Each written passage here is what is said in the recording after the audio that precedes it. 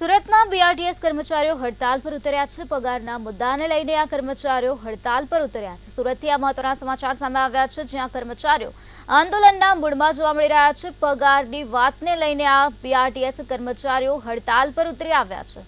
સુરતથી આ મહત્વના સમાચાર સામે આવ્યા, જ્યાં કર્મચારીઓ પડતર માંગોને લઈને આંદોલનના મૂડમાં જોવા મળી રહ્યા છે। પાલનપુર બસ ટર્મિનલ ખાતે કર્મચારીઓની હડતાલ જોવા મળી છે, તો પગાર મુદ્દે કર્મચારીઓએ હડતાલ કરી છે।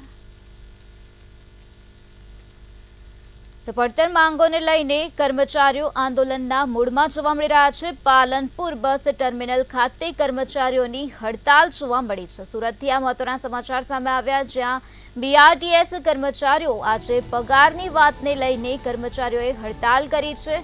કર્મચારીઓ પડતર માંગોને લઈને આંદોલનના મૂડમાં જોવા મળી રહ્યા છે।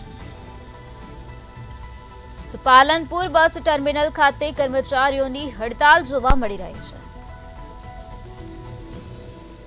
પગાર મુદ્દે આ કર્મચારીઓએ હડતાલ કરી હોવાનું સામે આવ્યું છે। બીઆરટીએસ બસના કર્મચારીઓ છે, જેઓ આજે હડતાલ પર ઉતર્યા છે। પડતર માંગોને લઈને આજે તેઓ આંદોલનના મૂડમાં જોવા મળી રહ્યા છે। પાલનપુર બસ ટર્મિનલ ખાતે કર્મચારીઓની હડતાલ જોવા મળી છે।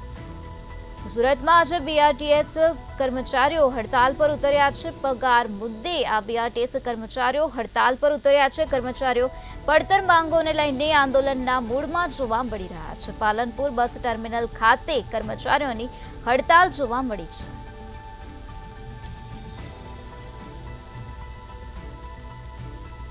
પડતર માંગોને લઈને આજે કર્મચારીઓ આંદોલનના મૂડમાં સ્પષ્ટપણે નજરે પડી રહ્યા છે। મોટી સંખ્યામાં આ કર્મચારીઓ આજે હડતાલ પર ઉતર્યા છે। પગારના મુદ્દે આ કર્મચારીઓએ હડતાલ કરી હોવાનું સામે આવ્યું છે।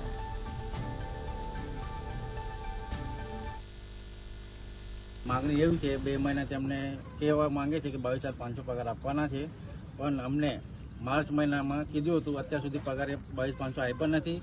માગણી એવી છે, 26 દિવસના એ લોકો અમને 22,500 કહે છે, 25 દિવસ ભરો એટલે તમારે સીધો 12,500 રૂપિયા આવશે। તો અત્યારે એમને જ ડાયરેક્ટરને ખબર નથી કે અત્યારે કેટલા આપવાના છે પગાર। અમને કોઈ 19 કે ક્યારે 20 કે પછી 22 કે તમને એટલે પગાર ગયા મહિના આપ્યો નથી, અને આપ્યો છે અડધા આપ્યા છે, અડધા પછી એમ કે નાખશું, પણ 2 મહિના હજી નાખ્યો નથી। બસ અમને અમારો પગાર પૂરો આપવા અમે એના માટે માંગ માટે અહીંયા ઊભા છીએ। બરાબર છે, અમે ફેમિલી વાળા છીએ, અમને 22,500 આપે। એ લોકોનું કેવું એવું છે કે 18,000 અમને નહીં પોસાય। અને અમે જ્યારે ડ્યુટી ઉપર લાગ્યા ત્યારે અમે નક્કી કરેલું હતું કે અમને 22,500 એ લોકો પગાર આપશે। અને મારે ભાર્ગવભાઈ સાથે વાત થયેલી હતી, એ લોકોએ અમને એમ કીધું હતું કે તમને 22,500 પગાર મળશે। પાછળથી એ લોકો ફરી ગયા છે અને એમ કહે છે કે તમને 750 રૂપિયા લેખે આપશે, અને અમારે વાત થઈ હતી 865 રૂપિયા લેખે। અત્યારે એ લોકો પગાર આપવા મંજૂર નથી, એ કારણે અમે અત્યારે તમામ હડતાલ ઉપર ઉતરવાની ફરજ બજાવીએ। અને પ્લસ અમે એ લોકોને 1-1.5 મહિના પહેલા એ લોકોને અમે લેખિત પણ આપેલું છે। આ વખતે અગાઉ પણ 2-3 વાર ચર્ચા થયેલી છે, અમે લેખિત આપેલું છે, તો આનું કાંઈ નિરાકરણ નથી આવ્યું।